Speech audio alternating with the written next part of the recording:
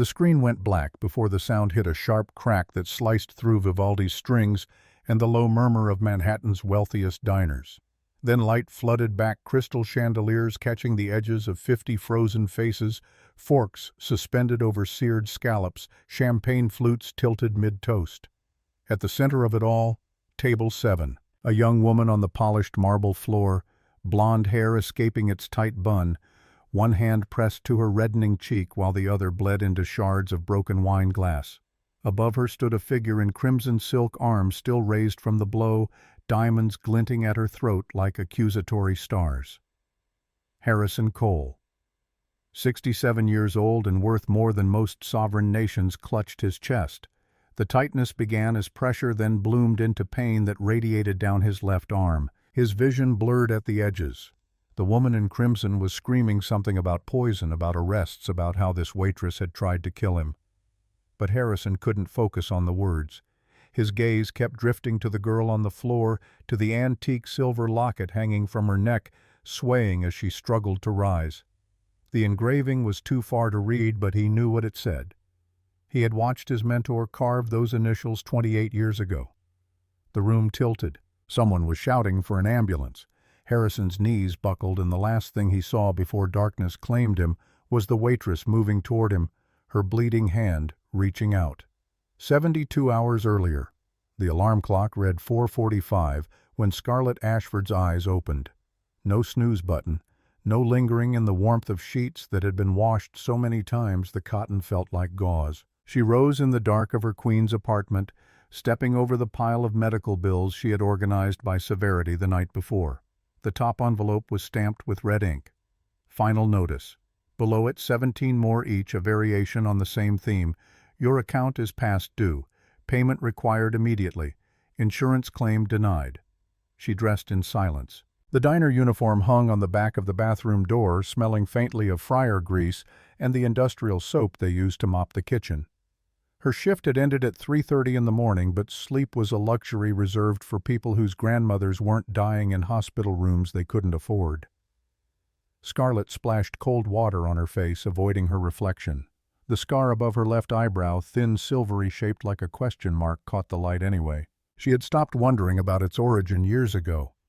Grandma Ruth said it came from a bicycle accident when Scarlett was 4, before the accident that killed her parents, before Grandpa Nathaniel took her in, before everything that mattered disappeared into the fog of early childhood amnesia. The kitchen table served as her office, her dining room, her planning station for a life that felt like one long triage operation. She sat with the bills, a calculator, and a mug of instant coffee that had gone cold an hour ago. $67,000 for Ruth's dialysis medications and the specialist consultations that insurance refused to cover. The term pre-existing condition had become her nemesis, appearing on denial letters with the regularity of a malicious heartbeat. Ruth needed a kidney transplant, but first she needed to survive long enough to get on the list. First, there were infections to treat, complications to manage, days to buy one expensive intervention at a time. Scarlett's phone buzzed. St. Benedict's Hospital. She answered before the second ring. The nurse's voice carried the practiced gentleness of someone who delivered bad news for a living. Ruth's latest blood work showed dangerous potassium levels. They needed to increase dialysis frequency to 4 times per week. The cost would rise accordingly. Did Scarlett want to proceed, or should they discuss comfort care options? Her throat closed around the answer. Increase the dialysis. I'll find the money. She ended the call and pressed her forehead to the table. The locket around her neck swung forward, tapping against the pile of bills. She had worn it every day since Grandpa Nathaniel died 12 years ago when she was 12 and the world collapsed for the second time. The silver was tarnished now, the engraving almost worn smooth. N.A. to S.A. Nathaniel Ashford to Scarlett Ashford. Inside a photograph so faded she could barely make out his features, but she remembered them anyway. The kind eyes, the rough hands that had built half of Manhattan's most iconic buildings, the voice that told her bedtime stories about steel beams and load-bearing walls, about how the strongest structures were the ones that distributed weight evenly, that bent instead of breaking. She whispered to the photograph now the same words she spoke every morning. "I'm trying, Grandpa Nathaniel. I promise I'm trying." By 5:30 she was dressed in the second uniform of the day. The obsidian room required black slacks pressed to a razor crease, a white button-down starched within an inch of its life, and a black vest that bore the restaurant's insignia in gold thread. She had saved for 3 months to buy proper shoes, the kind that wouldn't destroy her arches during a 10-hour shift. Her hair went up in a bun so tight it gave her headaches, but Vincent, the floor manager, had sent a girl home once for having a flyaway strand. Perfection or poverty? Those were the options. The subway ride from Queens to Manhattan took 40 minutes. Scarlett spent it standing holding the overhead rail, mentally rehearsing the evening's reservations. Table 7 was on the list. Mr. Harrison Cole and guest. She had served him twice before, both times without incident. He was the rare client who said please and thank you, who looked servers in the eye instead of through them. But his guest tonight was Genevieve Sterling, and Genevieve was a different species of human entirely. Scarlett had worked the last time Genevieve dined at the Obsidian. The supermodel had sent back a bottle of Veuve Clicquot because the bubbles were aggressive. She had demanded the thermostat be adjusted 3 times. She had refused to eat anything on the menu, instead requiring the chef to prepare a custom meal that wasn't charged to her bill because, as she explained to Vincent with a smile sharp as a blade, influencers don't pay for exposure. Scarlett had watched the chef's face turn the color of raw steak, but Vincent had bowed and scraped and comped the entire meal. That was the ecosystem. Beauty and wealth devoured effort and dignity, and the only acceptable response was gratitude for being consumed. The Obsidian Room occupied the ground floor of a pre-war building in Midtown, all Art Deco curves and brass fixtures polished to a mirror shine. Scarlett entered through the service entrance, clocking in at exactly 5:30. The kitchen was already a symphony of controlled chaos, line cooks shouting orders in 3 languages, sous chefs arranging microgreens with tweezers, the head pastry chef screaming at someone for over-whipping cream. Scarlett moved through it like a ghost, invisible until needed. Vincent stood at the hostess station, a trim man in his early 50s who wore his authority like a poorly fitted suit, constantly adjusting it, never quite comfortable. His mustache twitched when he was stressed, which meant it twitched approximately 18 hours a day. He spotted Scarlett and crooked a finger, summoning her. "Table 7 tonight, Cole and Sterling, your lead server." Scarlett's stomach dropped. "Vincent, Maria has more seniority. Wouldn't she—" "Maria called in sick. Luis is handling the private dining room. That leaves you."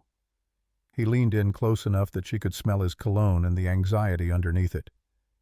"Mr. Cole tips 30% and has never complained. Ms. Sterling is a different matter. Last time she was here, she made a waitress cry in the ladies' room. I need someone who won't crack."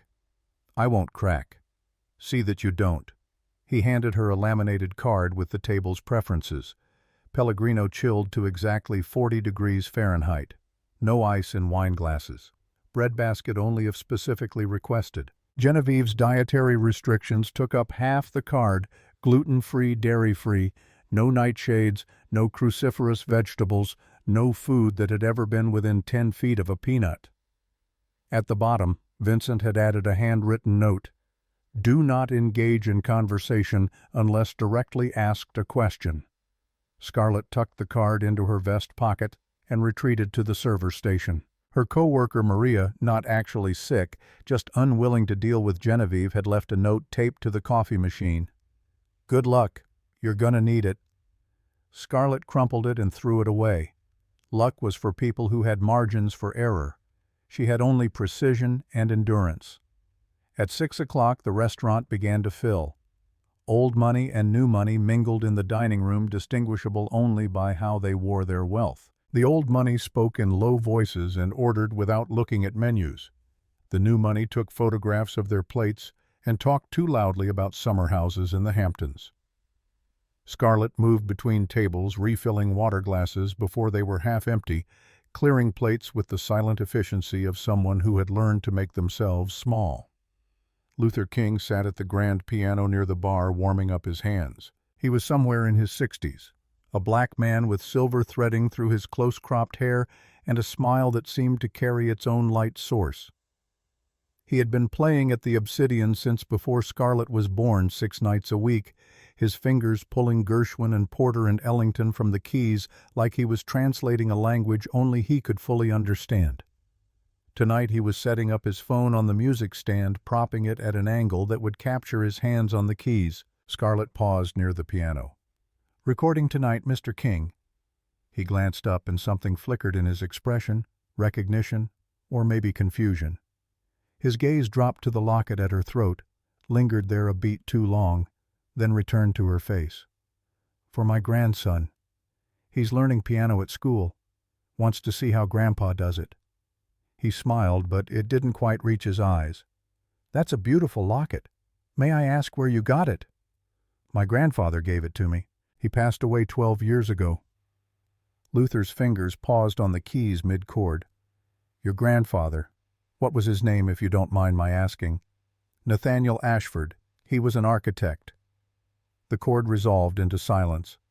Luther stared at her with an expression she couldn't parse, surprise mixed with something that looked almost like grief. Before she could ask what was wrong, Vincent's voice cut across the room. "Ashford, table 7 is arriving. Move." She hurried to the hostess station. Through the restaurant's front windows, a black town car had pulled to the curb. The driver opened the rear door and Harrison Cole emerged first. He was tall, silver-haired, wearing a charcoal suit that had been tailored by someone who understood the architecture of the human body. But what struck Scarlett was how tired he looked. Not the superficial exhaustion of a long day, but a bone-deep weariness that made him seem older than 67. He moved like a man carrying invisible weight, each step deliberate, his gaze turned inward. Genevieve Sterling followed, and she was everything Harrison was not. She moved like she was perpetually on a runway, her body a collection of deliberate angles designed to catch light.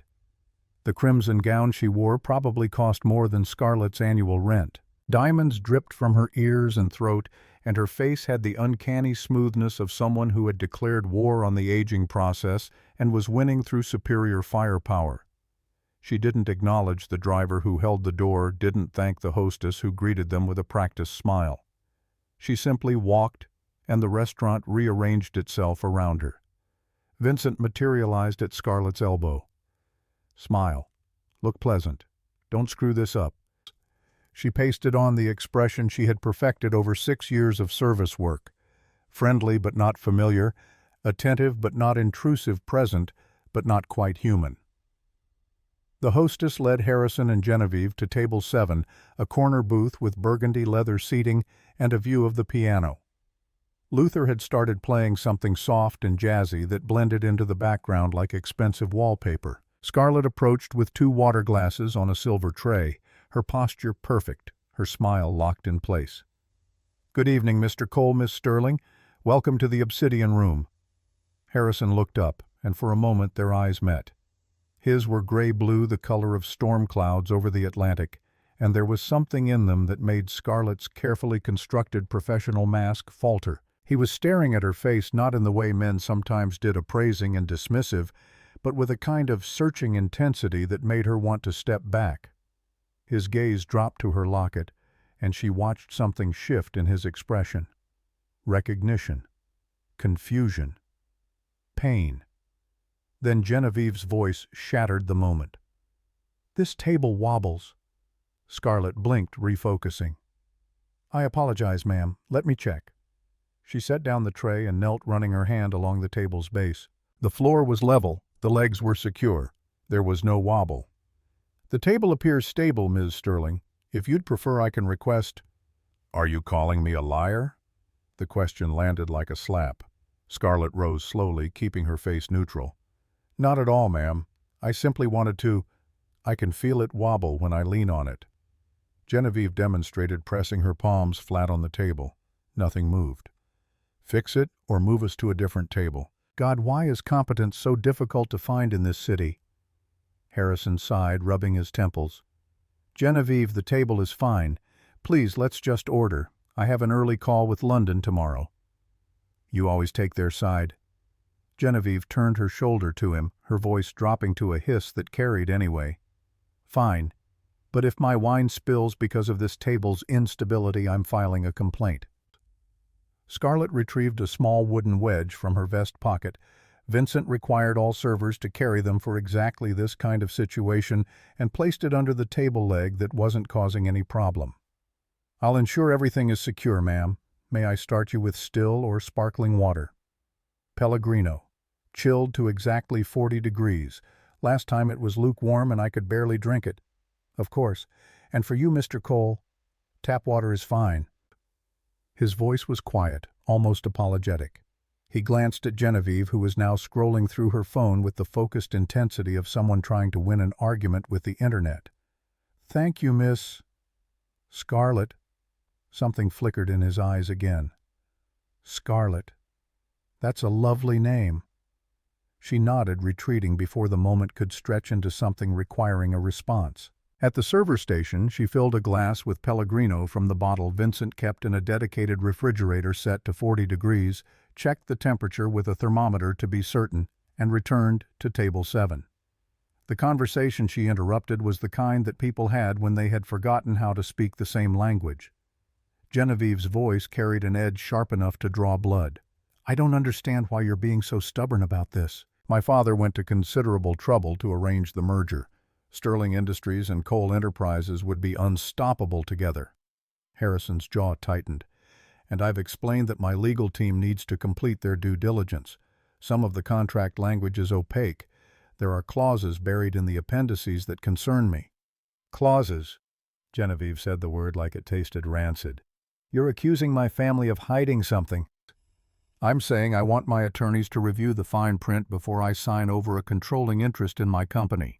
That's not an accusation, it's prudence. My father is a United States Senator. He doesn't hide things in contracts. He doesn't need to." Harrison opened his mouth, closed it, then turned his attention to the menu. Scarlett set down the water glasses and stepped back, giving them space to either reconcile or combust. She had learned to read the temperature of a table the way meteorologists read storm systems. This one was building toward something ugly. Genevieve noticed the locket then. Her gaze snagged on it, and her expression shifted from irritation to something colder.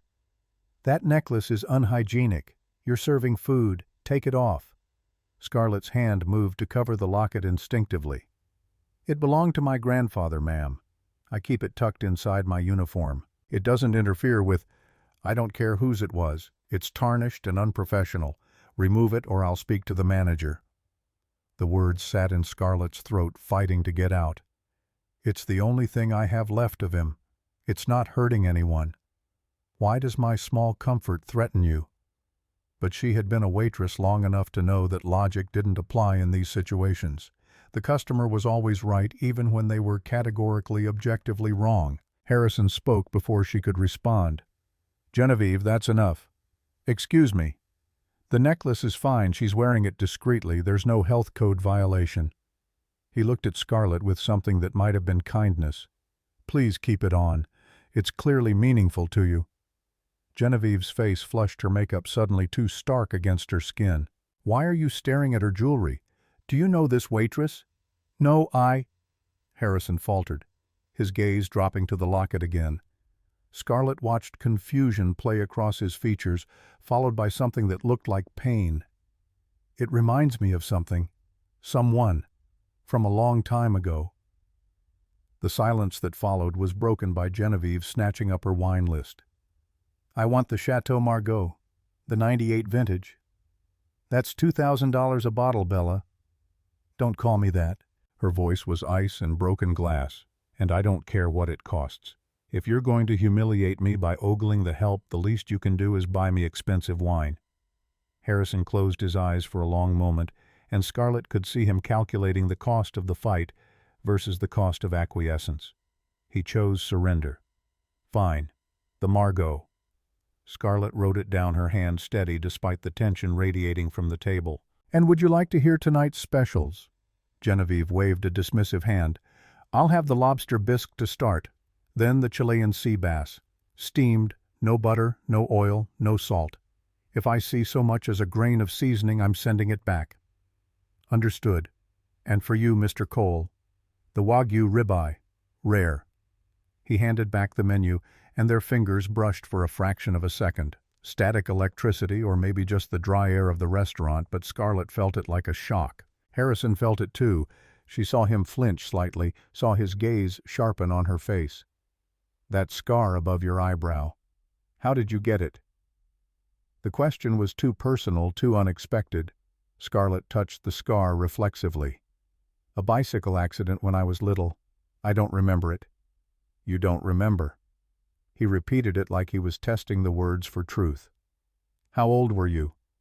"I'm not sure. 4, maybe. My grandfather told me about it, but I don't have any memory of that time. Just fragments." Harrison's face had gone pale. He opened his mouth, closed. It opened it again. Whatever he was about to say was interrupted by Genevieve's phone buzzing. She glanced at the screen and stood abruptly. "I need to take this. It's my publicist." She swept toward the ladies' room without waiting for a response, her gown trailing behind her like a crimson accusation. Alone at the table, Harrison looked up at Scarlett. His eyes were searching her face with an intensity that made her want to retreat, but she held her ground. "Your grandfather. What was his name?" "Nathaniel Ashford." The color drained from Harrison's face entirely. He gripped the edge of the table, and for a moment Scarlett thought he might be having a medical episode. She leaned in, lowering her voice. "Mr. Cole, are you all right? Should I call—" "Nathaniel Ashford." He said it like a prayer or a curse. "The architect. He designed this building. Did you know that—" Scarlett blinked. "No, I didn't. He was my mentor, my friend." Harrison's voice cracked on the last word. "He died 12 years ago, and I've thought about him every day since. You're his granddaughter. You knew Grandpa Nathaniel. Knew him. He taught me everything. How to read a blueprint. How to see the bones of a building before it was built. How to—" Harrison stopped his gaze, dropping to the locket again. "That locket. May I see it?" Something in his tone made her hesitate, but the grief in his eyes was too raw to deny. She unclasped the chain and handed it to him. His hands trembled as he opened it, revealing the faded photograph inside. When he looked up, there were tears in his eyes. "This is the locket I watched him make. He engraved it himself. I was there in his workshop when he did it. He said it was for someone very precious to him." Harrison's thumb traced the worn initials. "Nathaniel Ashford to Scarlett Ashford. He loved you very much. He was all I had after my parents died." The words came out rougher than she intended. "He and Grandma Ruth raised me. When he passed away, it was just Ruth and me. Now she's—" Scarlett stopped, unwilling to unburden herself to a stranger, no matter how much he had loved her grandfather. Harrison handed back the locket, and Scarlett saw his hand was shaking. "I'm sorry. I didn't mean to dredge up painful memories. It's just seeing you here wearing that locket, it's like the past reached out and grabbed me by the throat." Before Scarlett could respond, Genevieve returned, her expression thunderous. She slid back into the booth and fixed Harrison with a glare that could have stripped paint. "That was my father. He wants to know if you've signed the merger documents yet." "I told you." "He also mentioned that if you're having second thoughts, there are other tech CEOs who would jump at the opportunity to partner with Sterling Industries. Younger men, more ambitious men." The threat hung in the air between them, unsubtle as a hammer. Harrison's face hardened. "Is that what this is? Your father using you to pressure me?" "My father is offering you a tremendous opportunity, if you're too stubborn to see it." Scarlett cleared her throat softly. "I'll put in your orders and return with the wine." Neither of them acknowledged her departure. She fled to the kitchen, her heart pounding for reasons she couldn't quite articulate. Harrison Cole had known her grandfather, had loved him. The revelation felt like a loose thread that, if pulled, might unravel everything she thought she understood about her own history. The head chef barked at her to pick up appetizers for table 12. She complied, falling back into the rhythm of service work, letting the familiar choreography calm her nerves. Carry, serve, clear, repeat. Don't think, don't feel, just move. Luther King was playing something melancholic now, his phone still recording from its perch on the music stand. The angle captured the piano, and beyond it, table 7. Scarlett wondered if he knew he was documenting what was about to become the worst night of her life. She retrieved the Chateau Margaux from the wine cellar, presented the bottle to Harrison for approval, and poured a small amount for him to taste. He nodded without drinking. She filled Genevieve's glass. First protocol dictated the woman be served before the man, and then Harrison's. The whole time she could feel his eyes on her, could sense him trying to reconcile the waitress in front of him with some memory that didn't quite fit. The lobster bisque arrived from the kitchen in a tureen so hot that steam rose in visible curls. Scarlett ladled it into a bowl, checking twice to ensure there was no garnish Genevieve might object to. The soup was molten, the kind of temperature that could cause serious burns. She lifted the bowl with a cloth napkin wrapped around its base and approached table 7.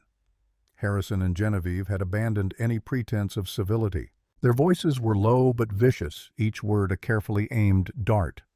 "You're choosing a business deal over our wedding planning," Genevieve hissed.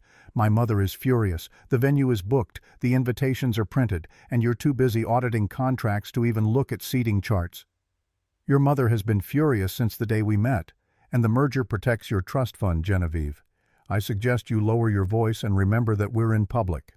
They fell silent as Scarlett arrived, but the hostility between them was thick enough to choke on. She positioned herself to Harrison's right, following proper service protocol, and began to lower the bowl toward the table.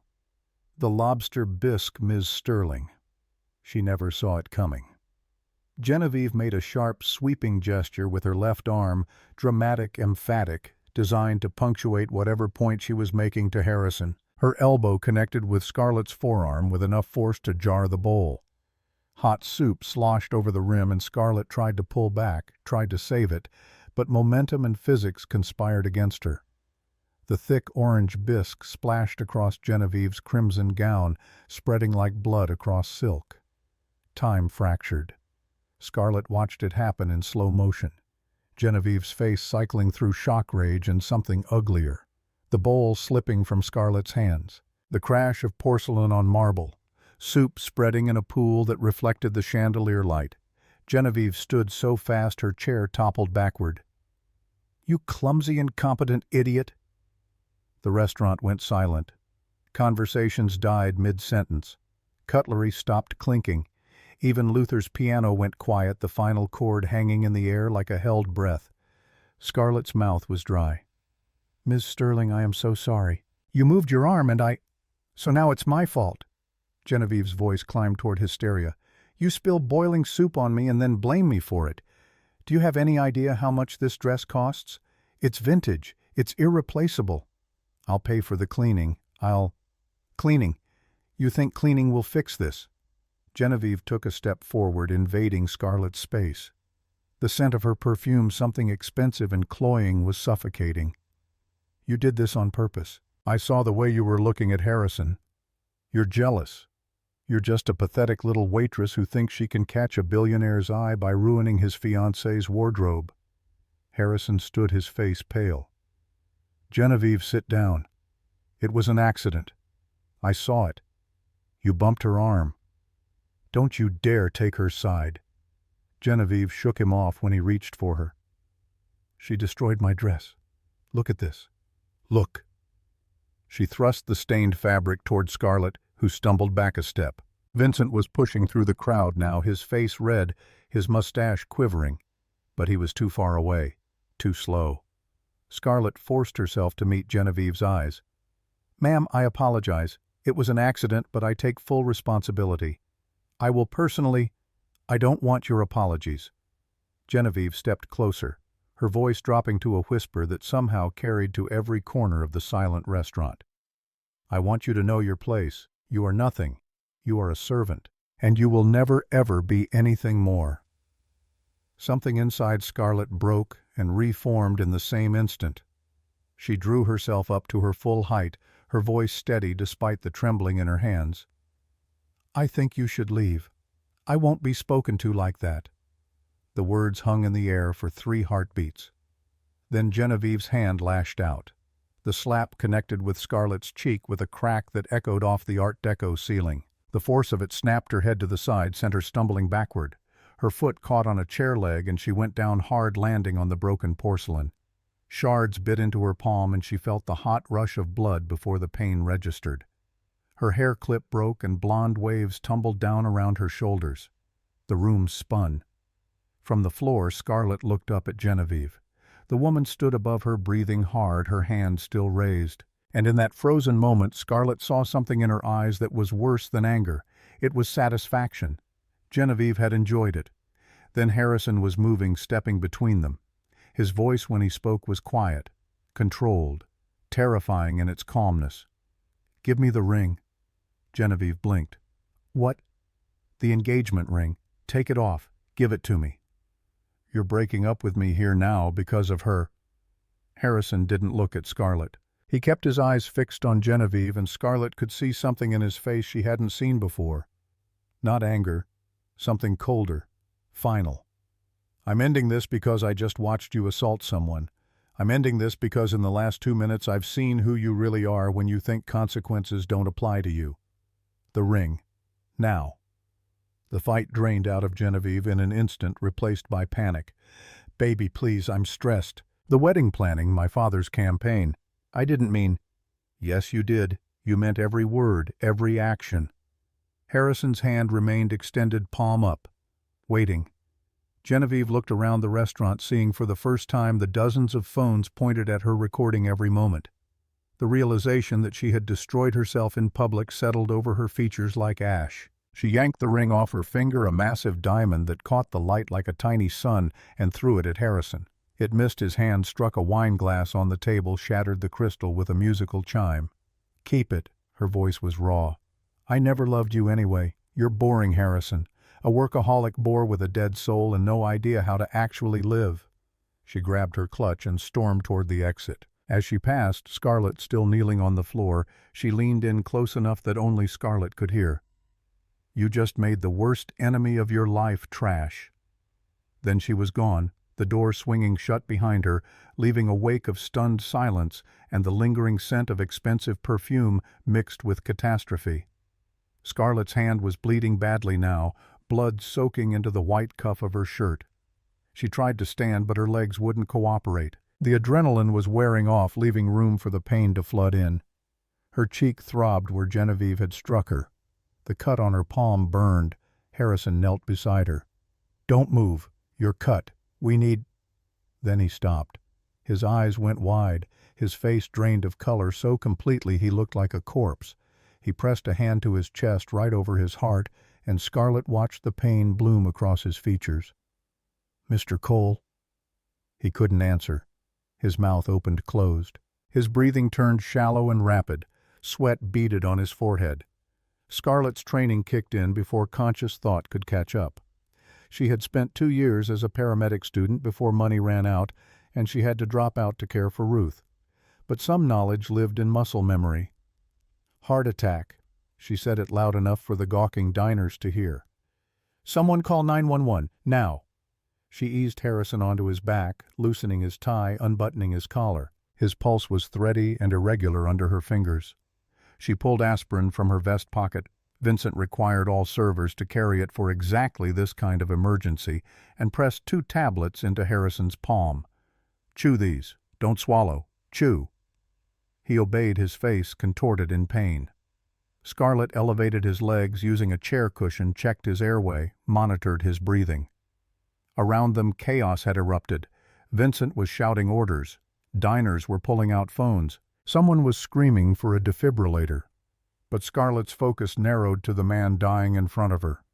She kept her hand on his wrist, counting pulse beats, watching for the moment he might need CPR. He was looking at her through the pain, his eyes trying to communicate something his seized lungs couldn't voice. "Stay with me, Mr. Cole. Ambulance is coming. You're going to be okay." His hand found hers, the one that wasn't bleeding, and squeezed. His lips moved. She leaned closer. "That locket! Where did you— Lily!" The word made no sense. Scarlett shook her head. "Don't talk. Save your strength." But his grip tightened, and she could see him fighting to push out the words. "Lily, my daughter, lost her. Car accident.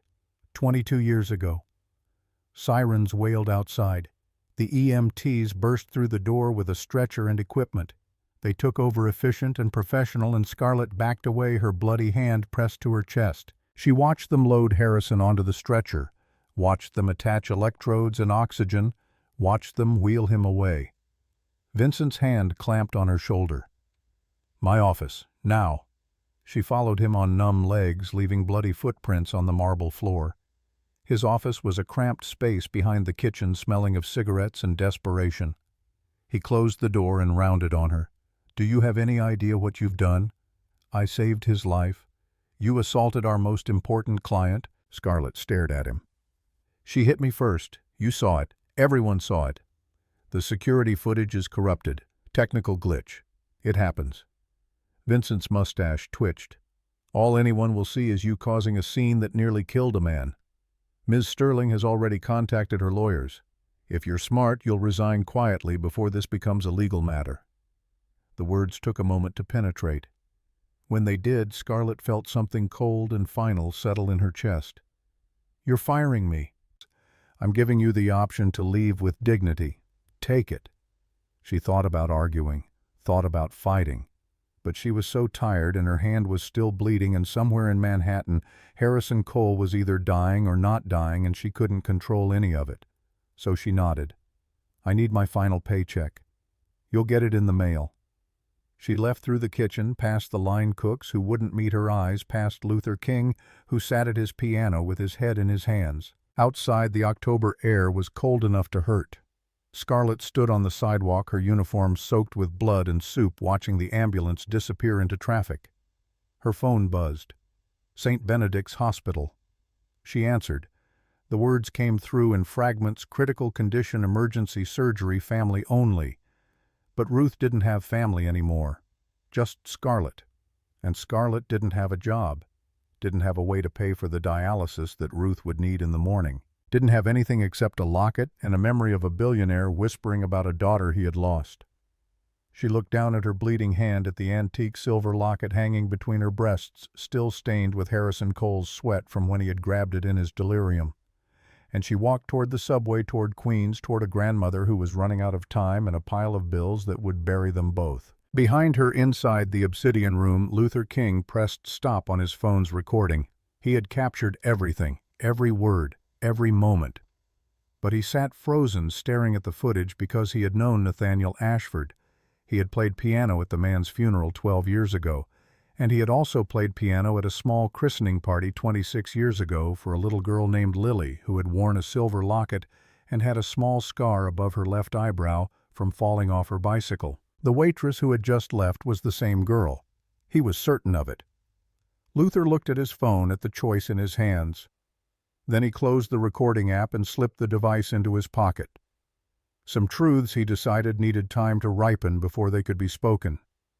He began to play again, something mournful and low, a requiem for innocence lost and the violence that lurked in beauty. In the dining room, Vincent was already on the phone with corporate, rewriting the narrative before it could escape his control. At St. Benedict's Hospital, Ruth Ashford slipped deeper into unconscious while machines beeped a countdown.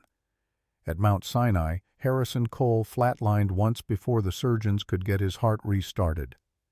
And in Queens, Scarlett Ashford sat on a subway platform, her hand wrapped in a blood-soaked napkin, and did not cry. She had learned long ago that tears were a luxury, that the world rewarded endurance, not emotion, that the only way to survive was to refuse to break. She touched the locket, thought of her grandfather, whispered the same promise she had made that morning. "I'm trying, Grandpa Nathaniel. I promise I'm still trying." But even she didn't believe it anymore.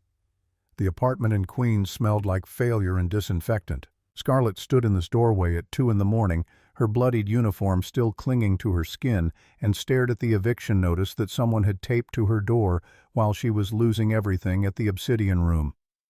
72 hours to vacate. The landlord's signature was illegible, but the threat was crystal clear. She peeled it off, crumpled it, let it fall. Inside, the medical bills still covered the kitchen table like accusatory snowfall. She walked past them to the bathroom, turned on the shower, and stood under water hot enough to scald. The cut on her palm screamed when soap found it, but she welcomed the pain. It was clean, uncomplicated, unlike everything else. By the time dawn cracked through her window, she had applied for 11 jobs online. Dishwasher, barista, night shift janitor at a hotel near LaGuardia. Anything that paid.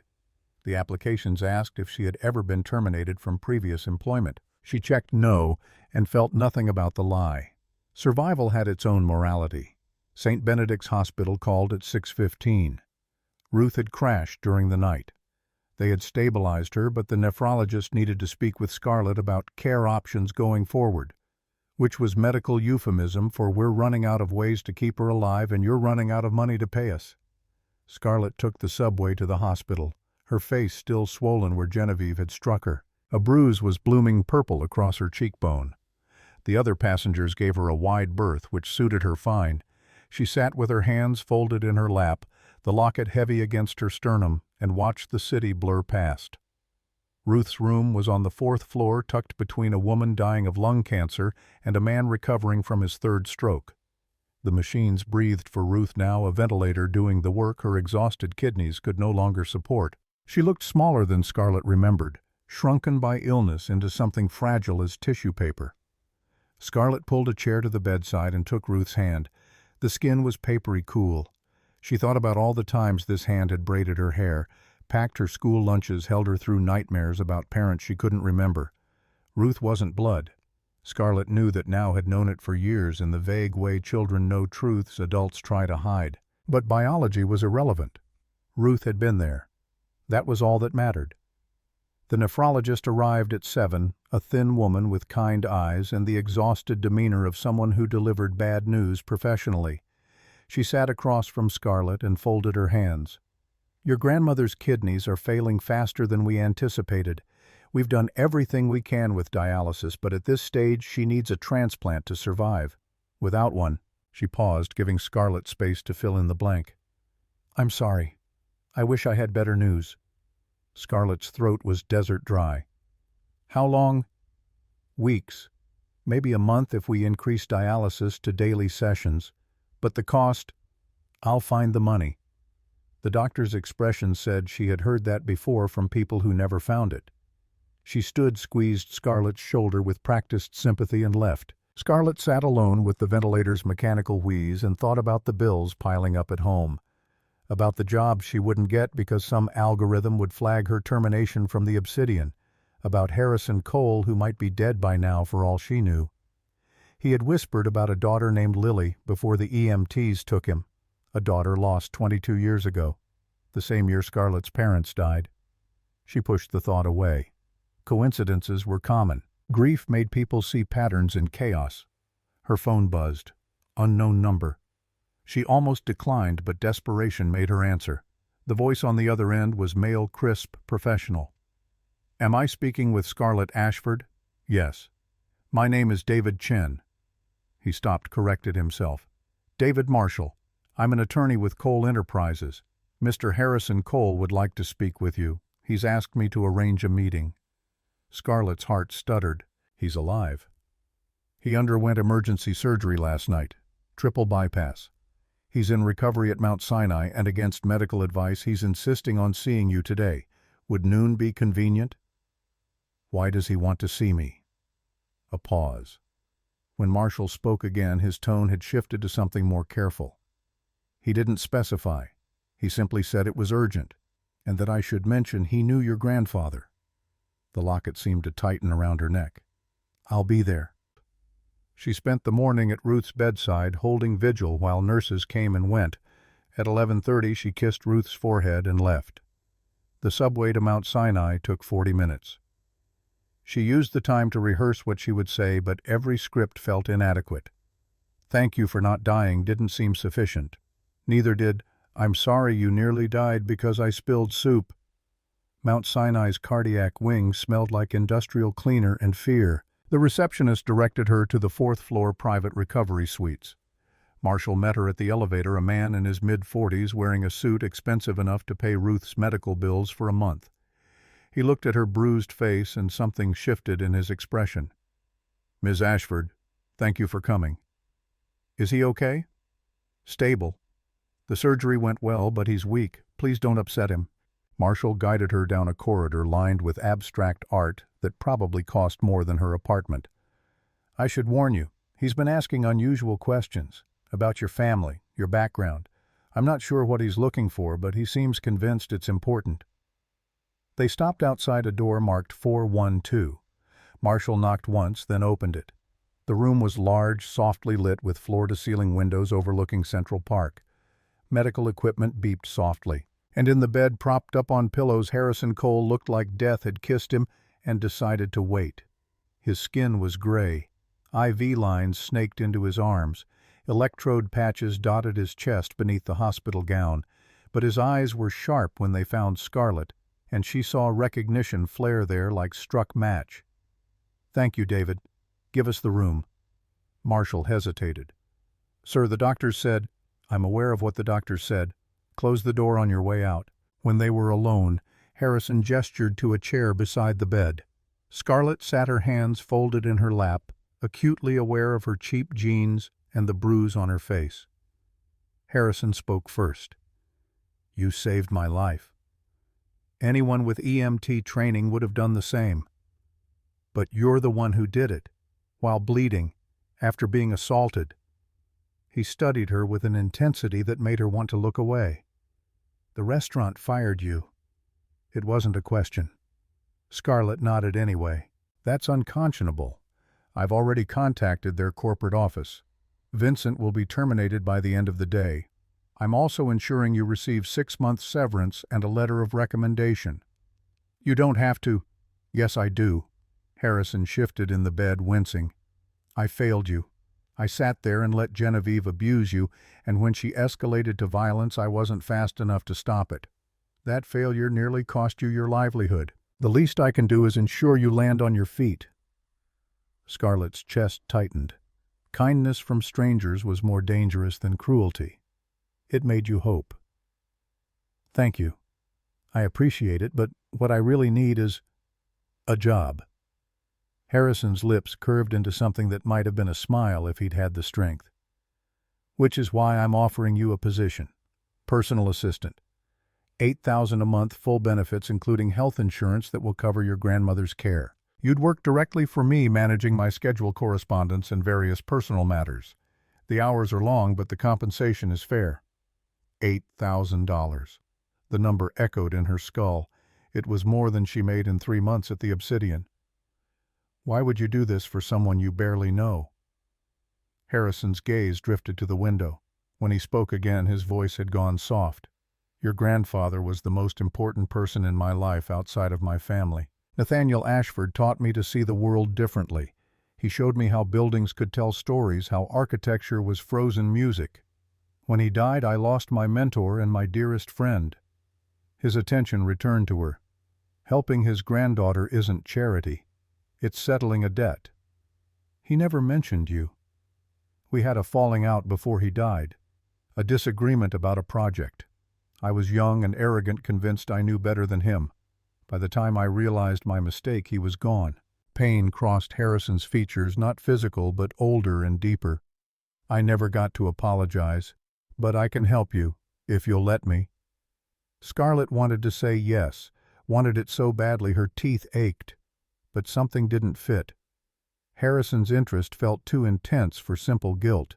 He had stared at her locket like it contained answers to questions he hadn't asked yet. "What did you mean last night when you said Lily?"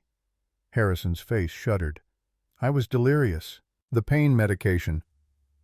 "You said you lost a daughter. Car accident. 22 years ago." Scarlett leaned forward. "The same year my parents died. The same accident." The silence stretched so long she thought he wouldn't answer. Then he reached for the bedside table, withdrew a manila folder, and handed it to her. "Look at the photograph." Inside was a picture from another era. Harrison, younger by decades, standing beside a woman with dark hair and a smile that could light rooms. Between them, a little girl, maybe 4 years old, wearing a silver locket and laughing at something off camera. Above the child's left eyebrow was a small scar shaped like a question mark. Scarlett's hands began to shake. She touched her own scar reflexively. "Her name was Lily. Lily Cole, my daughter. Harrison's voice cracked. 22 years ago, my wife Sarah decided to take Lily to visit her sister in Boston. I was working. I didn't go. He stopped, swallowed hard. There was an accident on I-95. A truck jackknifed in the rain. Sarah died on impact. Lily disappeared. They searched the river for days. Found nothing. Eventually declared her dead. I'm sorry. The words felt inadequate. But I don't understand what this has to do with... Look at the locket in the photograph. Scarlett looked. The engraving was visible even in the faded image, N.A. to L.C. Nathaniel Ashford to Lily Cole. Her heart stopped. Harrison continued, his words tumbling out like he'd been holding them for years. Nathaniel was Lily's godfather. He gave her that locket at her christening. After the accident, after we lost her, he came to me, said he believed Lily had survived, that someone had taken her from the wreckage. He hired investigators, spent a fortune searching, but found nothing. Harrison's eyes were wet now. Then he died, and I thought the truth died with him. Until last night when I saw you wearing that locket, when I saw your scar, when you told me your grandfather was Nathaniel Ashford. The room tilted. Scarlett gripped the folder so hard the edges cut into her palms. You think I'm your daughter. I think it's possible. That's insane. I would remember. My parents died when I was 4, but Grandpa Nathaniel told me about them, showed me pictures. They were Thomas and Caroline Ashford. Not, do you remember them yourself? Or just the stories you were told? The question landed like a punch. Scarlett tried to summon her parents' faces and found only fog. She had photographs at home, a handful of images Nathaniel had given her, a man who might have been her father, a woman who might have been her mother, but actual memories. She had none. I need a DNA test. Harrison's voice was gentle. I have a sample from Lily, a lock of hair I kept. If you're willing to provide a sample, we can know for certain within 48 hours. Scarlett stood the chair, scraping back. This is crazy. I can't be... Scarlett. He said her name like a prayer. I understand this is overwhelming, and I'm not asking you to accept anything. Just let me test. If I'm wrong, I'll never mention it again. But if I'm right... His voice broke. If I'm right, then I've spent 22 years grieving a daughter who was alive. And you've spent 22 years not knowing where you came from. She wanted to run, wanted to flee back to Queens and the familiar misery of unpayable bills and dying grandmothers. But the locket around her neck felt suddenly like it weighed 1,000 pounds. Nathaniel Ashford to Lily Cole. The initials didn't match what she'd always believed.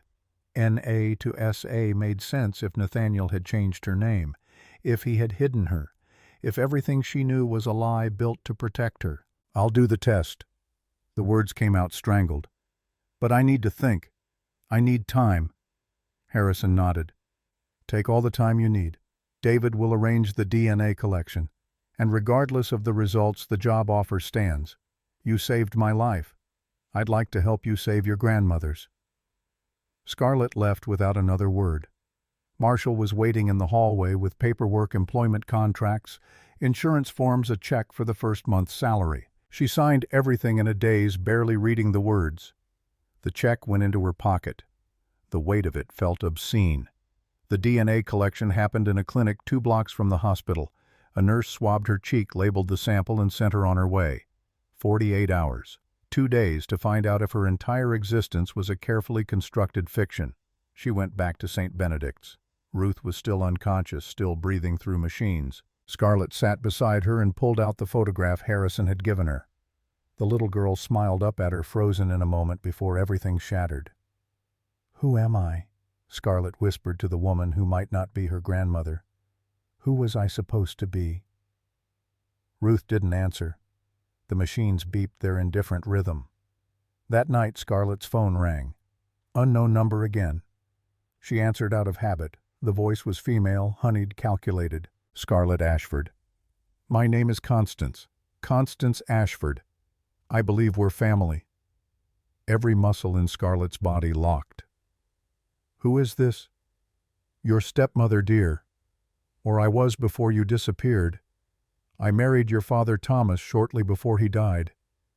Nathaniel never liked me, but I tried so hard to be there for you after the accident." A theatrical sigh. "And then he took you away, changed your name, hid you from everyone who loved you." Scarlett's hand tightened on the phone. "Why are you calling me now?" "Because I heard you've been speaking with Harrison Cole. And I wanted to warn you, darling, Harrison is a dangerous man, controlling, manipulative. He's been obsessed with his dead daughter for decades, and now he's decided you're her. But you're not. You're Scarlett Ashford Thomas's daughter, and you deserve to know the truth before Harrison destroys your life the way he's destroyed so many others." "I don't believe you." "You don't have to believe me. But ask yourself why Nathaniel never told you about the Ashford Trust, about the money he left you. $95 million, Scarlett. It's been sitting in an account with your name on it for 12 years, and no one told you because they wanted you dependent, weak, easy to control. The number was too large to process. That's not possible. Call the law firm if you don't believe me. Ashford Trust, managed by Morrison and Associates in Delaware. They'll confirm everything." Constance's voice dropped to a purr. "And when you're ready to claim what's rightfully yours, call me. I can help you navigate the legal complexities. After all, families should stick together." The call ended. Scarlett sat in the dark of her apartment, the phone dead in her hand, and felt the world tilt further off its axis. $95 million. It was impossible. Nathaniel had died with debts. She had the bills to prove it. Collections agencies hounding her for money he'd supposedly owed. But what if those bills were fake? What if someone had been feeding her lies for 12 years? She called the number Constance had given her. A receptionist at Morrison and Associates confirmed that yes, the Ashford Trust existed. Yes, Scarlett Ashford was the sole beneficiary. And yes, the trustee Constance Ashford had been managing the assets since Nathaniel's death. Scarlett hung up and vomited into the kitchen sink. The next 2 days passed in a fugue state. She started work at Cole Enterprises, moving through Harrison's penthouse office like a ghost. The job was exactly what he'd promised, managing correspondence, scheduling meetings, fielding calls from people who wanted pieces of his time and money. Harrison treated her with careful kindness, never pushing, never demanding, but she could feel his hope every time he looked at her. He wanted her to be Lily so badly it radiated off him like heat. On the third day, Marshall called her into a conference room.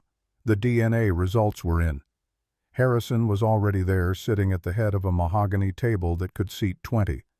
He looked better than he had in the hospital, color returning to his face, strength coming back. But when Scarlett entered, she saw fear in his eyes. Marshall laid a folder on the table between them. "The results are conclusive. The DNA comparison shows a 99.97% probability of paternity." The words didn't register at first. Then they hit like a freight train. Scarlett's vision tunneled. She gripped the edge of the table to keep from falling. Harrison stood taking a step toward her, then stopping like he didn't know if he had permission. "Lily," his voice broke on the name. "You're my daughter. You're alive. Don't call me that." The words came out sharp, panicked. "I'm not, I don't," but the evidence was there in black and white. Genetic markers matching. Probability calculations that left no room for doubt.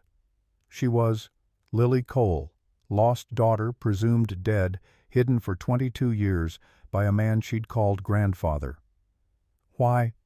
She looked at Harrison through tears she didn't remember starting. Why would he do this? Why would he take me?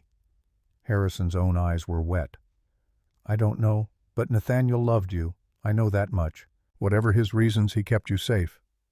"Safe from what?" "From you." The anger was rising now, burning through the shock. "You're my father, and I don't remember you. I don't remember my mother. I don't remember anything before Nathaniel and Ruth, and now you're telling me my entire life is a lie. Not a lie, just incomplete." Harrison moved closer slowly, like approaching a wounded animal. "Lily Scarlett, I know this is devastating. I can't imagine what you're feeling. But I've spent 22 years believing you were dead. And now you're here. You're alive. That's a miracle, and you want me to be grateful?" Her voice climbed toward hysteria. Grateful that the man I trusted most in the world stole me, that the woman dying in that hospital isn't even my real grandmother. Ruth raised you. She loved you. That makes her real in every way that matters." Scarlett shook her head, backing toward the door. "I need time. I need to think. I can't do this right now." She fled. Down the elevator, through the lobby, into the street where the city noise could drown out the screaming in her head. She walked for hours, no destination, just movement. When she finally stopped, she found herself outside St. Benedict's. Ruth's room was dark, except for the machine's glow. Scarlett pulled a chair close and took the old woman's hand. "Did you know?" Her voice was barely a whisper. "Did you know who I was? Did you help him hide me?" Ruth's face remained slack, unconscious, but Scarlett studied it now with new eyes, looking for resemblance. There was none. Ruth's features were sharp where Scarlett's were soft, her coloring all wrong. They shared nothing except history. Scarlett's phone buzzed. A text from an unknown number. "We need to talk. There are things about your father you should know. Things Nathaniel was protecting you from. Constance." She stared at the message, her thumb hovering over the delete button. Then another text arrived, this one with an attachment, a photograph of a newspaper clipping from 22 years ago. The headline read, "Tech CEO's wife-daughter killed in crash." Below it, a smaller article, "Police investigate possible brake tampering." Scarlett's blood went cold. She enlarged the image, reading the fine print. Investigators had found evidence of mechanical sabotage on Sarah Cole's vehicle. The case remained open. No suspects identified. A third text: Harrison had enemies, people who wanted him destroyed. Your mother's death might not have been an accident. Nathaniel knew. That's why he hid you. The phone slipped from Scarlett's fingers. She sat in the dark with Ruth's breathing and the machine's rhythm and tried to assemble pieces that didn't fit. If her mother had been murdered, if Harrison had enemies capable of killing a woman and child to hurt him, then Nathaniel hiding her made sense. Terrible, painful sense. But who would want a 4-year-old dead? Her phone lit up again. This time a call. She answered without checking the number. Constance's voice oozed through the speaker. "You saw the article. What do you want?" "To protect you, darling. Harrison has enemies. Powerful people who will do anything to control him. His nephew Julian, for instance. Julian Cole stands to inherit Cole Enterprises if Harrison dies without an heir. And now suddenly, after 22 years, a long-lost daughter appears. Julian won't let that stand. You're trying to scare me. I'm trying to save your life." Constance's tone sharpened. "Someone poisoned your grandmother 3 days ago. Potassium chloride in her IV. The hospital is calling it a medical error, but I have friends on staff. It was deliberate."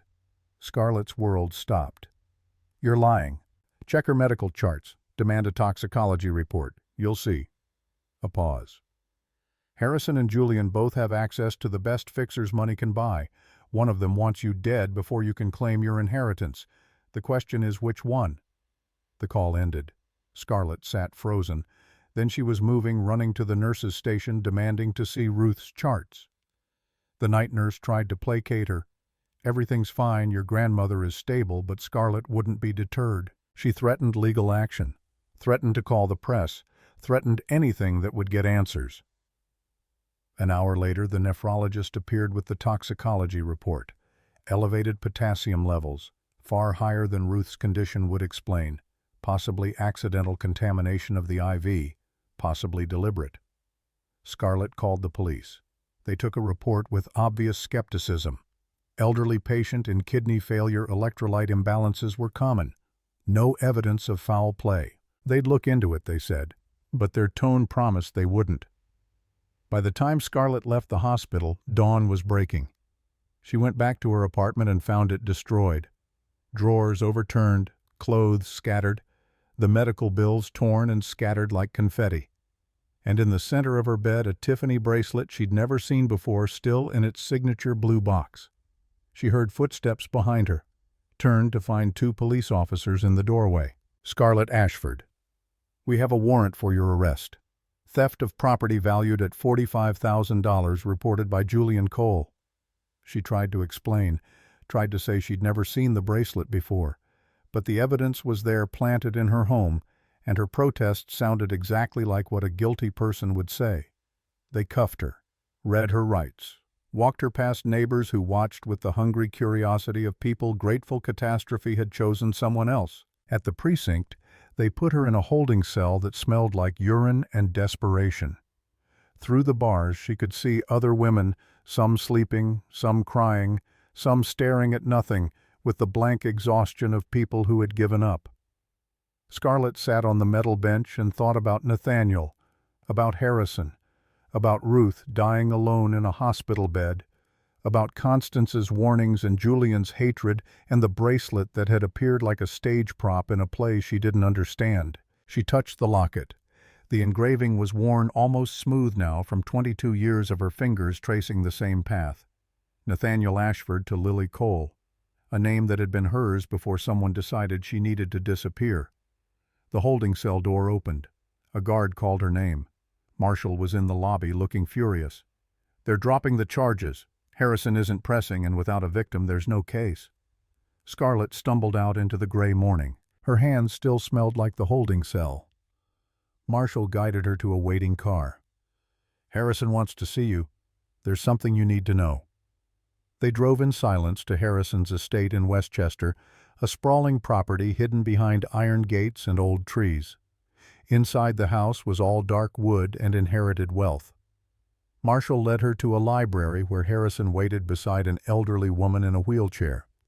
The woman's eyes locked on Scarlett. She gasped, trembling hands reaching out. "Lily! Oh my God! Lily, you're alive!" Harrison moved to the woman's side. "This is my mother, Beatrice Cole, your grandmother." Beatrice was crying now, tears streaming down a face ravaged by age and what looked like dementia. But her gaze on Scarlett was sharp, certain. "I told them you weren't dead. I told them you'd come back." Beatrice reached for Scarlett's face, fingers tracing the scar above her eyebrow. "You fell off your bicycle in the garden. You were 3 years old. Cried for 10 minutes, then laughed when I put a bandage on it. You were so brave." The memory rose unbidden, a flash of green grass, a woman's voice singing the sudden shock of falling. There and gone before Scarlett could catch it. Harrison knelt beside his mother. "Mom has good days and bad days. Today is good. She remembered you the moment she saw your picture." Beatrice gripped Scarlett's hand with surprising strength. "Don't trust Julian. He's poison. Always has been. He wanted your father's company, and when you disappeared he thought he'd get it." Her voice dropped to a whisper. "He knows you're back. He'll try to hurt you." As if summoned, the library door opened. A man entered, 40 expensive suit smile like a shark's. "Uncle Harrison, I heard we had a visitor." Julian Cole's gaze swept over Scarlett with open contempt. "So this is the prodigal daughter. Convenient timing showing up just as Uncle's health fails." Harrison stood. "Julian, leave." "I don't think so. I think we should discuss what happens when the DNA test proves she's a fraud." Julian circled Scarlett like a predator. "Gold diggers are getting cleverer. Find an old man with a dead daughter, fake some resemblance, cry about hardship. It's textbook. The DNA results are conclusive. Results can be faked. I've already contacted my attorneys. We'll be filing for independent testing." Harrison's voice went cold. "You have no standing. Scarlett is my daughter. The company stays with her." Julian's mask slipped.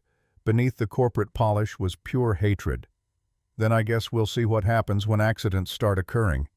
He smiled at Scarlett. "Your grandmother had such a tragic electrolyte imbalance. These things happen in hospitals. So easy for medication to get confused."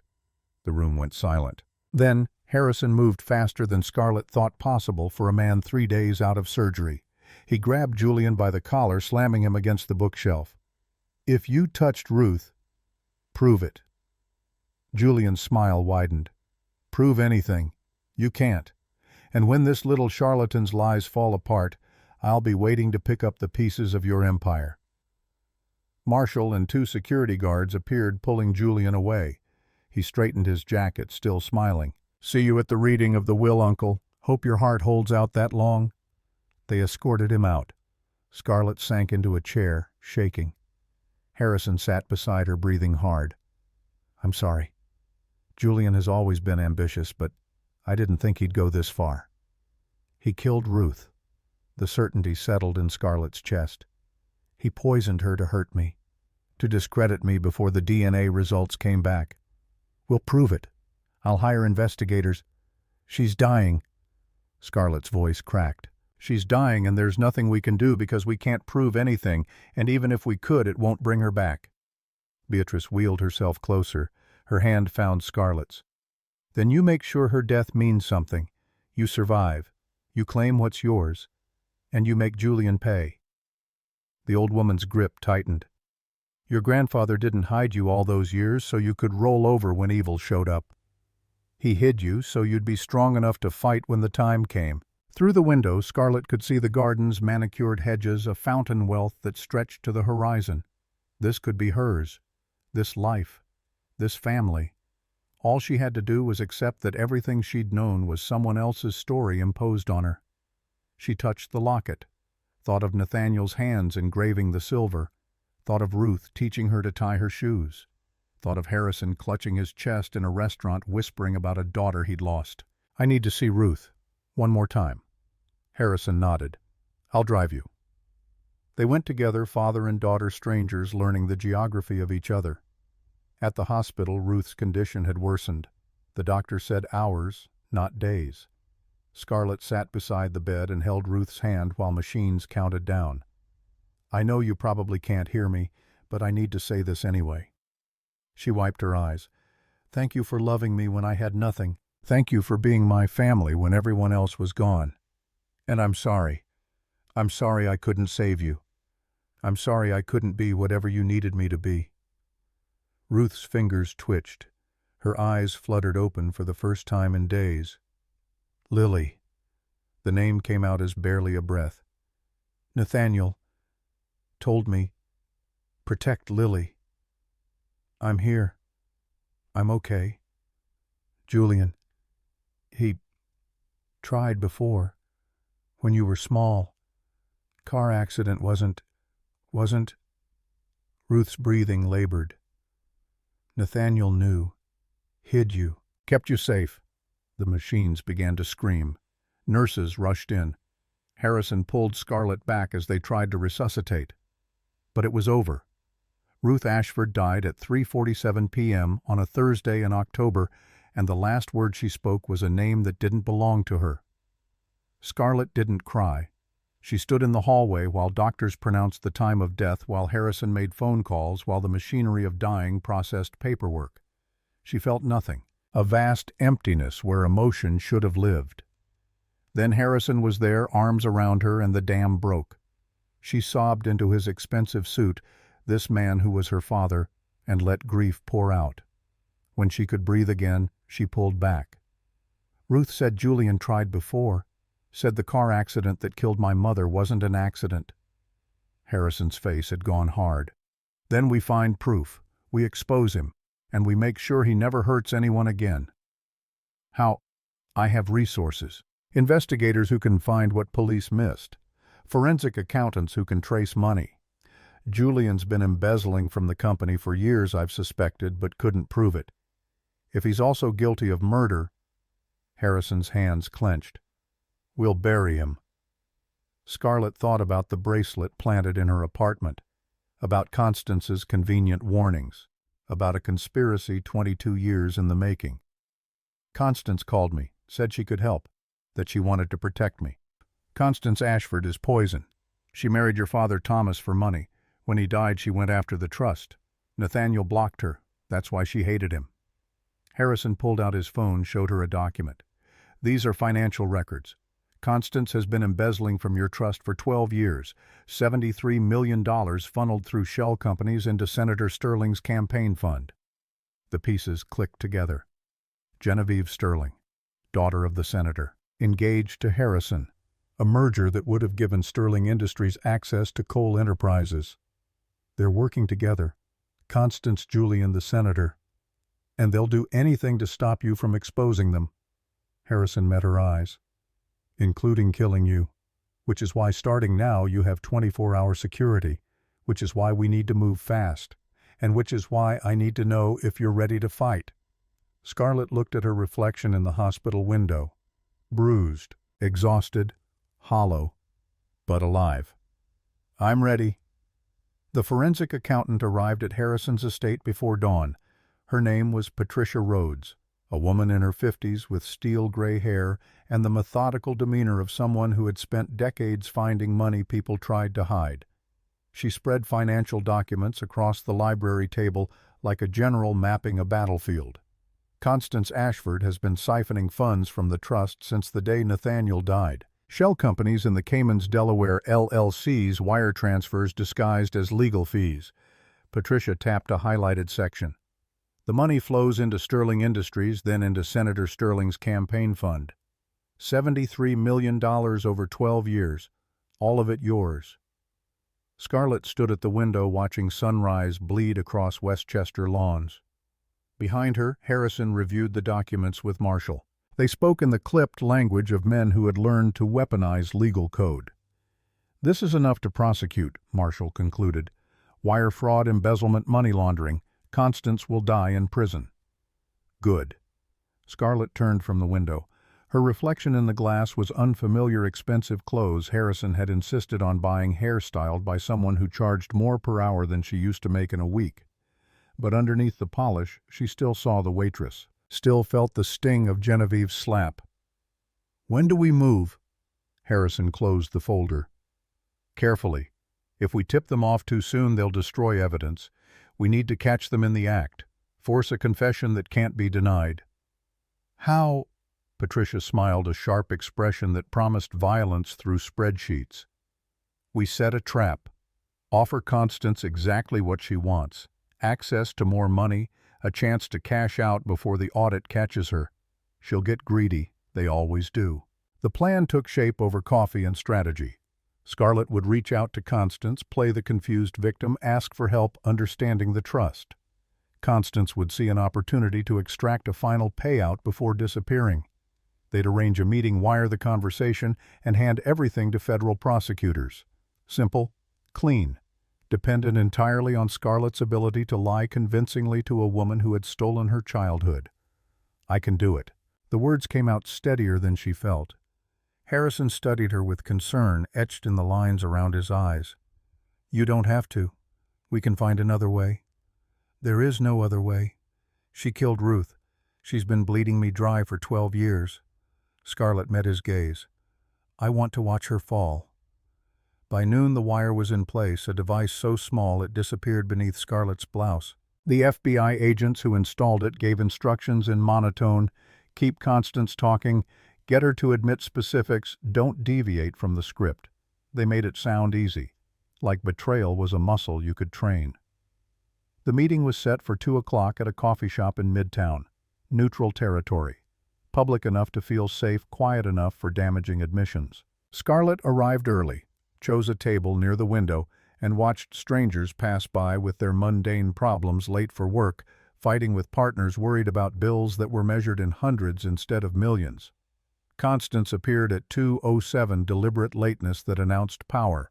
She was younger than Scarlett expected, mid-40s, but maintained with the aggressive intervention money could buy. Her smile was practiced, sympathetic, predatory. "Scarlett, darling, you look exhausted. Harrison is working you too hard already." They ordered coffee, neither would drink, made small talk that felt like circling sharks. Then Constance leaned in, lowering her voice to manufactured intimacy. "I'm glad you called. I've been worried about you. Harrison can be overwhelming. And with Julian making threats, you must be terrified." "I am." Not a lie. "I don't understand any of this. The trust, the money. Grandpa Nathaniel never mentioned it."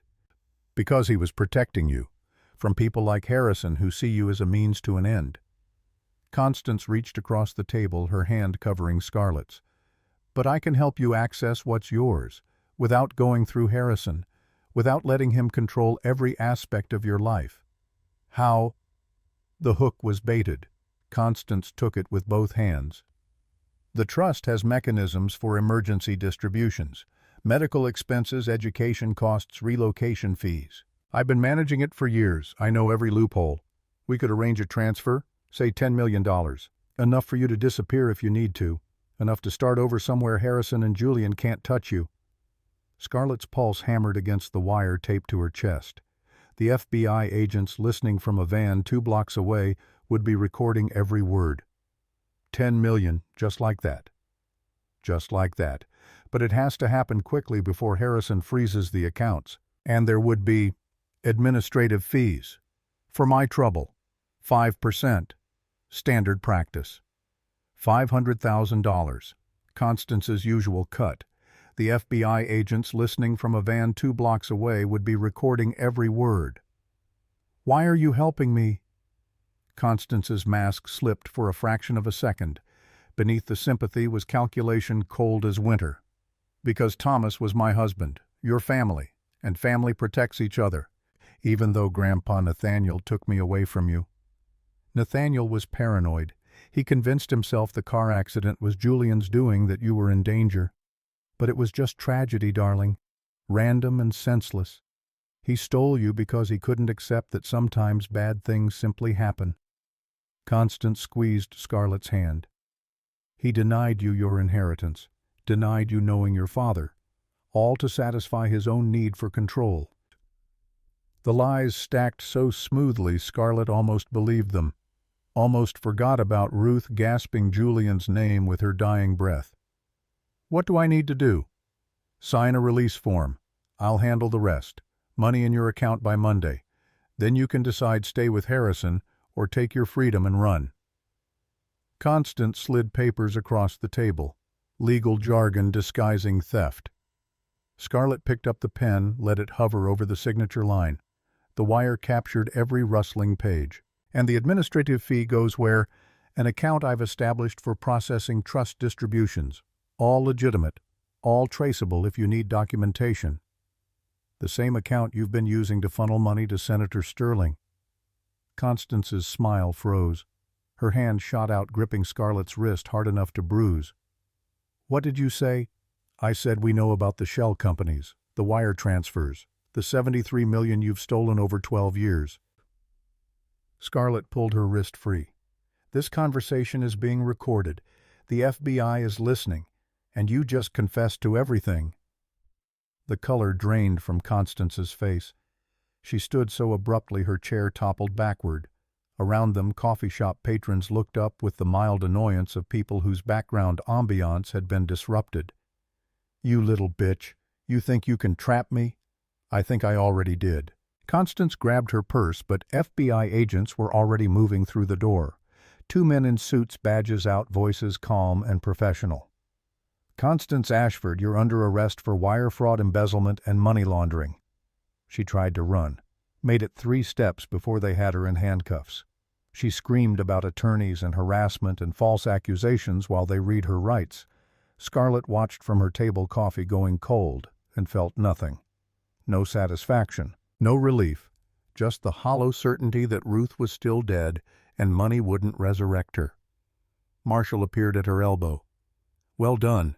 The recording is flawless. Prosecutors will have everything they need. What about Julian and Senator Sterling? Sterling is already distancing himself. His office released a statement claiming no knowledge of the embezzlement. Julian is harder. We have suspicions but no proof. Marshall's expression darkened. Yet. Scarlett pulled off the wire and handed it to the nearest agent. Then we get proof. They reconvened at Harrison's estate with new intelligence. Patricia had traced Julian to offshore accounts, suspicious transfers dated around Ruth's poisoning payments to a hospital orderly who had quit the day after Ruth died. Circumstantial, suggestive, not enough for prosecution. Harrison sat behind his desk, looking every one of his 67 years. The surgery had aged him 3 weeks post-bypass, and he still moved like every breath cost effort. We need him to confess, or we need evidence so damning it can't be explained away. We need leverage. Scarlett paced the library, her mind working through angles. What does Julian want most? Cole Enterprises. He spent his career positioning himself as my successor. So we threaten it. Make him think he's losing everything. Force him to act recklessly. Marshall shook his head. Too dangerous. If we provoke him, he might escalate. The last time he felt threatened, he killed 2 people. Then we control the escalation. Set terms. Contain the battlefield. Harrison watched her with something like pride. You sound like Nathaniel. He used to say the best defense is choosing where the fight happens. The memory of Nathaniel's voice was fading, overlaid now with knowledge that everything he'd told her was calculated misdirection. Protective lies built on a foundation of stolen identity. She touched the locket and wondered if even that was real or just another prop in a performance designed to keep her safe. What are you thinking? Harrison's question pulled her back. I'm thinking Julian expects me to hide, to let you protect me while lawyers fight. What if I do the opposite? What if I walk straight into his crosshairs? Absolutely not. Hear me out. We announce I'm taking over as COO of Cole Enterprises. Public statement, press conference. Make it impossible for him to pretend I don't exist. Then we wait for him to make a move. Marshall leaned forward. With security in place, surveillance, protection you can't see, but that's always there. He'll know it's a trap. Doesn't matter if his ego won't let him walk away. Scarlett met Harrison's eyes. Men like Julian believe they're untouchable, that they're smarter than everyone in the room. We use that against him. The silence stretched. Then Harrison nodded once. We do it carefully. We do it smart. And the moment he crosses a line, we end him. The press conference was scheduled for 3 weeks out, enough time for Harrison to recover sufficiently for Scarlett to learn the basics of corporate operations for security to be positioned. News outlets got advance notice building speculation without revealing details. The PR team crafted a narrative. Harrison Cole, reunited with long-lost daughter, begins transitioning company leadership to next generation, a story of redemption and family prevailing over tragedy. The night before the conference, Scarlett couldn't sleep. She wandered Harrison's estate, this massive house that still felt foreign despite weeks living there. She found Beatrice in the conservatory, sitting among orchids that cost more to maintain than Ruth's monthly dialysis. The old woman looked up with eyes that were unusually clear. Dementia worked in waves, days of fog interrupted by windows of lucidity. Tonight was a good night. You're nervous about tomorrow? Not a question. Scarlett sat beside her. Julian's going to be there. I don't know what he'll do. He'll try to destroy you. It's what he does. Beatrice reached out her hand, finding Scarlett's with surprising accuracy. Did Harrison tell you about Richard, Julian's father? He said they argued. That Richard fell. Richard was going to expose Harrison's fraud, destroy everything he'd built. They fought in Harrison's office and Richard went through the window. Beatrice's voice was matter-of-fact, discussing murder the way others discussed weather. Harrison has carried that guilt for 25 years. It's why he let Julian stay in the company despite knowing what he was. Penance. You knew. Suspected. I'm old, not stupid. Beatrice squeezed Scarlett's hand. But here's what Harrison won't tell you. Richard was cruel. He enjoyed tearing Harrison down, making him feel small. When he died, part of me felt relief. Does that make me a monster? It makes you human. Then remember that tomorrow. Julian inherited his father's cruelty, but he's not as smart. He'll make mistakes. And when he does, you show him what my granddaughter is made of. The press conference filled Cole Enterprises' lobby by 9:30. Reporters and cameras packed the space. Scarlett stood in Harrison's office, watching through one-way glass, while Marshall positioned plainclothes security throughout the building. FBI agents waited in unmarked cars. The trap was set. Julian arrived at 9:47, impeccably dressed, smile in place. He shook hands with reporters, played the dutiful nephew, projected confidence that bordered on arrogance. He didn't know about the orderly's confession, didn't know about the financial evidence, didn't know that every exit was monitored. At 9:55, Harrison and Scarlett descended to the lobby. The crowd surged forward, questions shouted over each other. Harrison raised a hand for silence.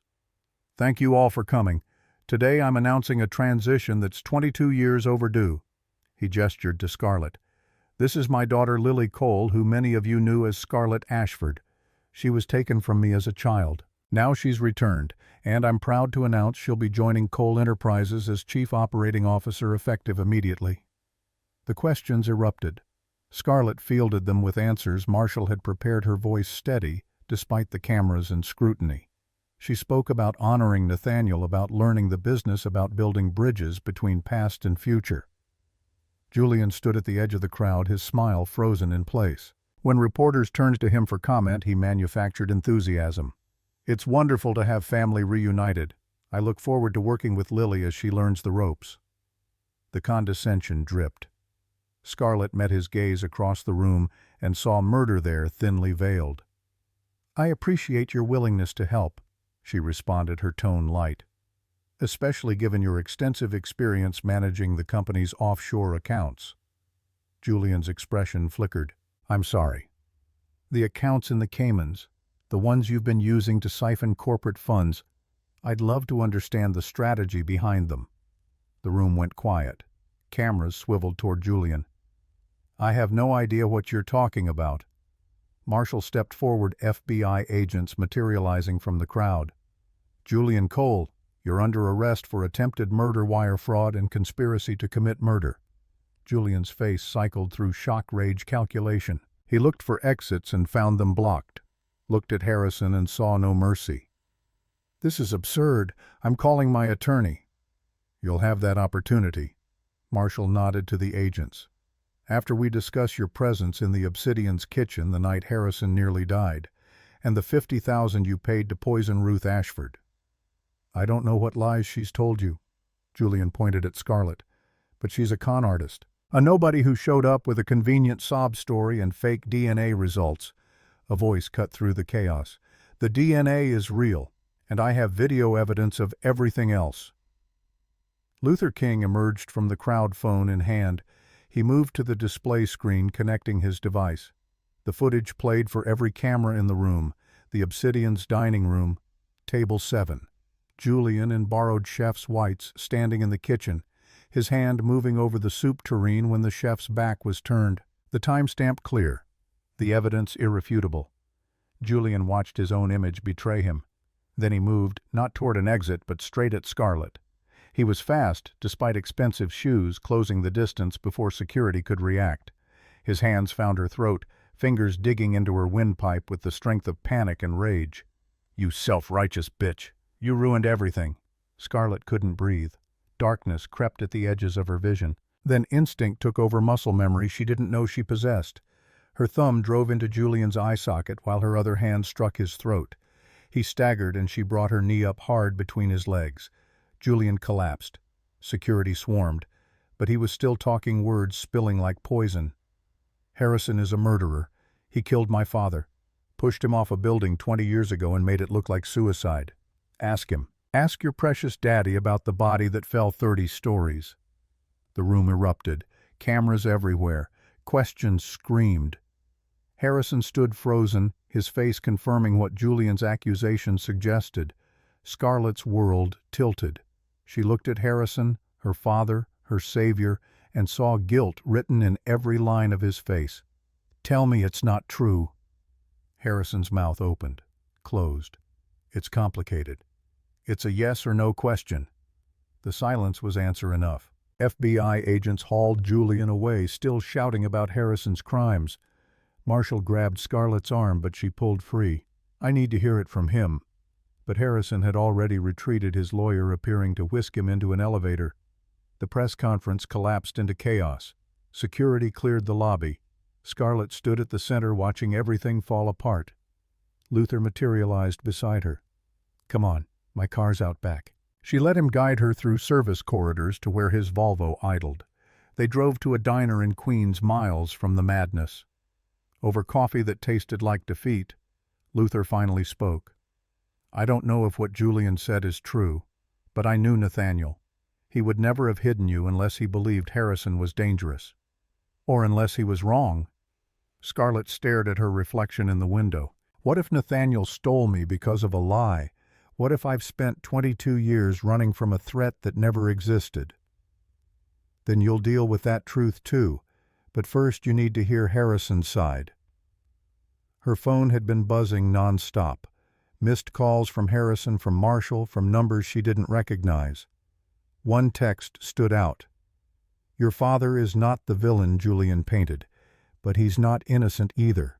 There are things you need to know. Things Nathaniel tried to tell me before he died. Meet me tomorrow. Nathaniel's grave. Noon. Come alone. B.C. Beatrice." The cemetery sat on a Connecticut hill 2 hours from Manhattan. Scarlett arrived early, watching from her car as Beatrice's driver helped the old woman from the vehicle. Despite her fragile frame, Beatrice moved with purpose. They met at Nathaniel's headstone, simple granite bearing only his name and dates. Beatrice carried a folder. She handed it over without ceremony.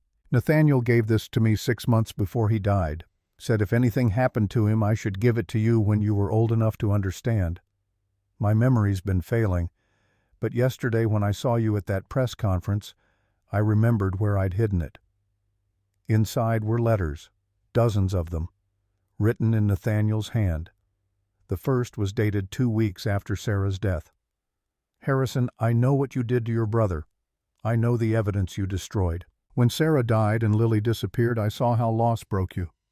I couldn't let you know the truth about Lily's survival because I didn't trust what your guilt might make you do. Lily is safe. She's being raised away from the Cole name, away from violence. Don't look for her. Let her be free. When she's old enough, when she's strong enough, I'll tell her everything, including what you are." Nathaniel Scarlett read through the chronicle of Nathaniel's choices, his fear that Harrison's guilt would manifest as suffocating overprotection. The final letter was dated a week before Nathaniel died. "To Lily, your name is Lily Cole. Your father is Harrison Cole. Your mother died protecting you. I took you because I believed he was a killer. I was wrong. In hiding you, I robbed you of a father who loved you desperately. He did kill his brother, but it was an accident during an argument, not murder. I convinced myself I was saving you, but really I was punishing him. Forgive him if you can. Forgive me if you can't. I loved you. Everything else was cowardice dressed as protection." Scarlett folded the letter with hands that trembled. "Did you know that Harrison killed his brother?" "I suspected." Beatrice sat on the grass. "Richard was brilliant but cruel. He delighted in making Harrison feel small. When he died, I felt relief more than grief." They sat in silence while clouds moved overhead. Finally, Scarlett stood. "I need to talk to Harrison." She found him at the estate, sitting alone in his study, a bottle of scotch on the desk. When she entered, he looked up with bloodshot eyes. "I didn't think you'd come back. I read Nathaniel's letters." Understanding dawned. "He told you. He told me you killed your brother, that it was an accident, that everything he did was based on fear and guilt." Scarlett sat across from him. "Was it an accident?" Harrison drained his glass. "Richard discovered I'd falsified financial reports to secure a loan. The company was failing and I was desperate. He threatened to expose me, destroy everything I'd built. We argued. It got physical. He went through the window." "And you covered it up?" "I paid the right people. Made it look like suicide. Richard had depression. It wasn't hard to sell." Harrison refilled his glass with shaking hands. "I've lived with that guilt for 25 years. When Sarah died, when I thought I lost you, I believed it was karma. I deserved to lose everything. Did you love Sarah? More than my own life. And when she died, when I thought I lost you too, I wanted to follow her. Would have, except I couldn't let Richard's death be for nothing." Scarlett thought about Ruth dying with Julian's name on her lips, about Constance bleeding the trust, about lies stacked until they collapsed. "Nathaniel was wrong to hide me, but he was right that you're broken." Harrison flinched. "Yes. The question is whether you're broken beyond repair." "I don't know anymore." She moved to the window. Outside, gardeners maintained lawns that cost fortunes, wealth built on fraud and blood. "Julian goes to trial. We cooperate fully. Whatever sentence he deserves, he serves." "Agreed." "Constance, too. No deals." "Agreed." "And you step down as CEO, put someone clean in charge." Harrison's laugh was bitter. "There's no one clean in this industry." "Then find someone with less blood." "And you?" Scarlett turned to face him. "I'll stay until I understand who I'm supposed to be. After that, I don't know. That's more than I deserve. Yes, but it's also more than I deserve. We're both victims of other people's choices. That doesn't erase what you did, but it means we can choose differently going forward." Harrison crossed to her. Up close, she saw how grief had carved through him. "My name is Scarlett. Lily died in that car crash. I'm what survived." 23 days later, Julian Cole was indicted on 4 counts of attempted murder and 12 counts of fraud. Constance Ashford faced 30 years. Senator Sterling resigned but avoided prosecution through careful legal maneuvering. Harrison stepped down as CEO, installing an ethical leader from outside the company. Scarlett started the Ashford Foundation Legal Aid and Healthcare for Service Workers. The first grant funded dialysis for patients whose insurance denied coverage. She bought the Obsidian Room and converted it to a worker cooperative. Vincent was offered a position as janitor. He declined. On a November morning 6 months after everything changed, Scarlett stood in the restaurant where her old life had ended. Table 7 was gone, replaced by a memorial plaque for Ruth Ashford, who taught that kindness costs nothing and means everything. Luther played piano, his phone still recorded from the music stand, now streaming to the Foundation's website. Harrison entered hesitant. She gestured to a seat. Over coffee they talked, made small talk, danced around gulfs. Finally Scarlett spoke truth. "I'm angry at you, at Nathaniel, at everyone who lied. I don't know if that anger will fade." "I understand. But anger doesn't have to be permanent. People can be terrible and wonderful simultaneously.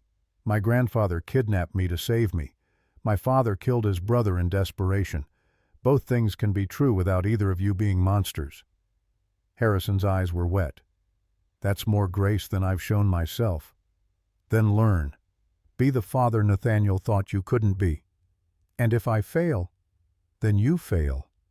But at least you'll have tried."